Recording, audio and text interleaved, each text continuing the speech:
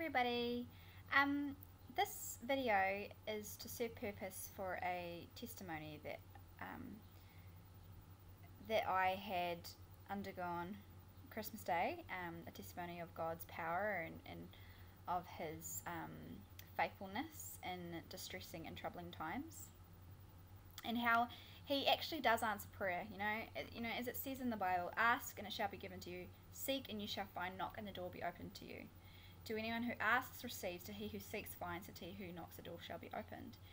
And I always had faith, but I guess as a human, sometimes that faith is only produced in small amounts. So you say, yes, Lord, you are a God that that raises people from the dead. You're a God that produces signs and wonders. You're a God that led the people out of Egypt, that parted the Red Sea, that caused the whole world to flood. You are a amazing and wondrous God. But yet, for me, will you do those things for me? Am I worth that much to you? I guess that's kind of what I was wrestling with. Anyway, so I'll tell you my testimony. I'll share it with you. Okay, so on Christmas Day, I was travelling to Ongaruri with my son, and I was having a hard time locating the road, which I was to turn down. As it was my first time travelling down there, I was not familiar with the road or the road signs and things, and I had heard, my husband had actually mentioned to me earlier, because he was actually sick in hospital with tonsillitis, but he insisted that I go down anyway. He had said that the road is very subtle, so you've really got to keep your eye out for it, because if you miss it, you can drive past it, and it's really hard to turn around.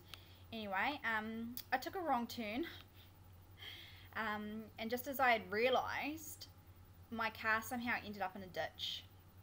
Now, I didn't have a cell phone on me, as I always end up losing them. I have a very weak or insufficient brain surrounding short-term memory. I always forget where I put it, or it's either not charged, or I completely lose it. Anyway, I found myself stuck on an abandoned road. It was a country road out in the middle of the Wop Wops. I don't know if for those who live outside New Zealand, I'm not too sure if you use that term, but the Wop Wops basically refers to an isolated place or an abandoned place, a place that is way out where contact with civilization is literally within miles, or even further than that. I, with no way of contacting my family, because I didn't have a cell phone obviously to get my car out of the ditch, it was pretty much stuck. Like, my car's very small, and basically I drove it. It was almost like the ditch was almost like a mound sort of thing, so the car was kind of on a lean, so in a way the back wheels had come off the ground completely, so there was no hope of moving it forward or moving it back. It was pretty much stuck there. Every time I tried to start it and to turn it, it would just go woof woof woof, basically like that. I had tried several times to move it myself, hoping that as I had heard that when it calls for it, you get these massive amounts of adrenaline and you can lift things 10 times your body weight or something, or maybe it's more than that, I don't know. But it was pretty intense. Like, I honestly thought that that's what I was going to do. I was going to lift it myself. But I didn't. I couldn't. There's no way I could move it. And at this point I was thinking logically, okay, how can I get it out? I was very distressed, and I was crying. I was doing it, and I was like, oh my gosh, I can't believe I'm stuck out here with my son in the back. And my son has autism, so he doesn't really know what was going on. Anyway, I tried to grab rocks, I tried to grab sticks, whatever I could, to try and fix and get my car out. Now, as I was saying, at this point I was upset, as my son and I were the only people on this road and there was no help. I was screaming, help, help, help. I was going up and down the road and nobody could hear me. I couldn't even see a house at all. It was pretty much just farmland. Um, After about an hour of waiting and praying for God to give me a miracle and send me an angel, um, and for someone to turn up, I felt that it was probably best just to walk toward the highway.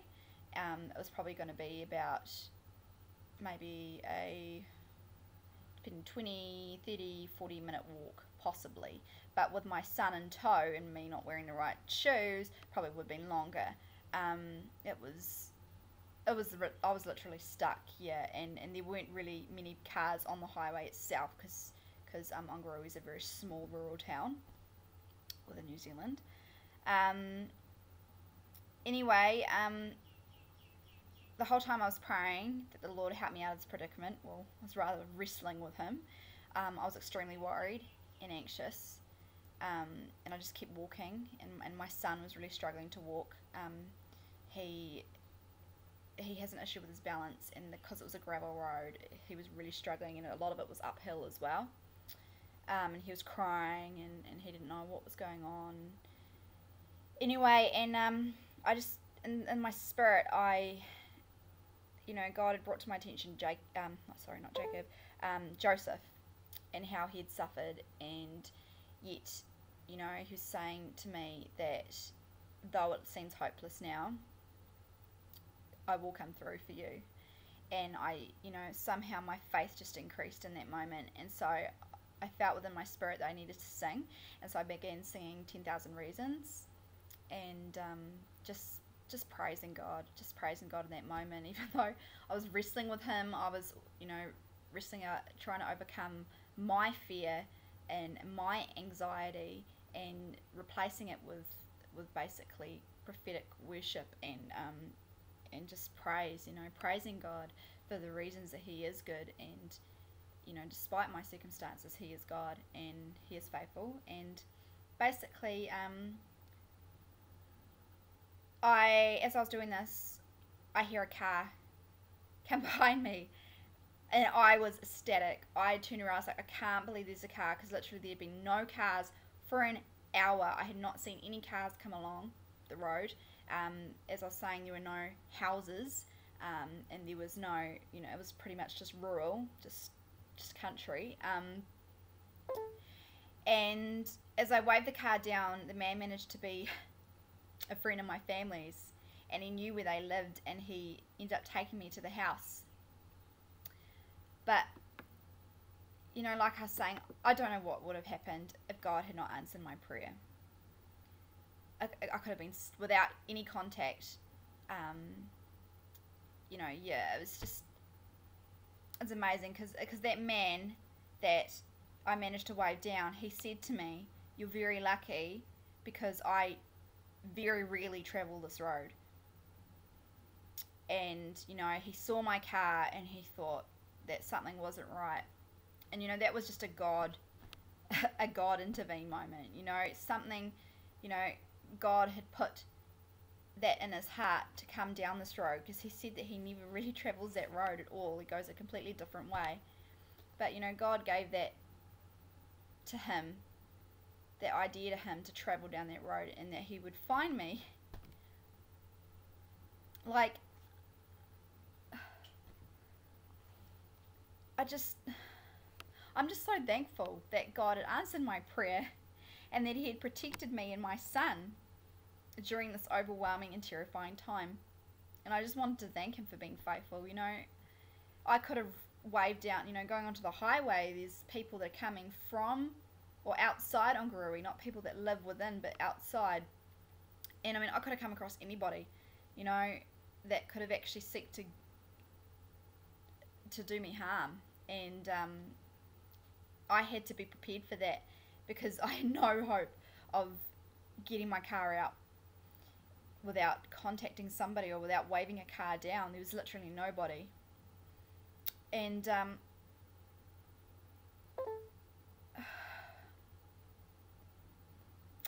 yeah, like I said, I'm just thankful that I can see now what God is doing in my life. And I'm thankful that he answered my prayer. I'm thankful that I'm worthy enough for him to answer me. You know, our God is a big God, a God that is so holy, that's so righteous, that's so pure, that the fact that he would even answer my prayer, you know, a sinner, someone that continuously tries to take her life in her own hands rather than surrendering it to God, and who fights and wrestles with him constantly. I'm just so grateful, and I just wanted to encourage you just to keep putting your faith in God. You know, if you are suffering, if you are facing challenges like I did, and you don't see any hope in God coming through for you, just remember Joseph. 13 years he suffered, 13 years, but look where he went. Look what God brought him to.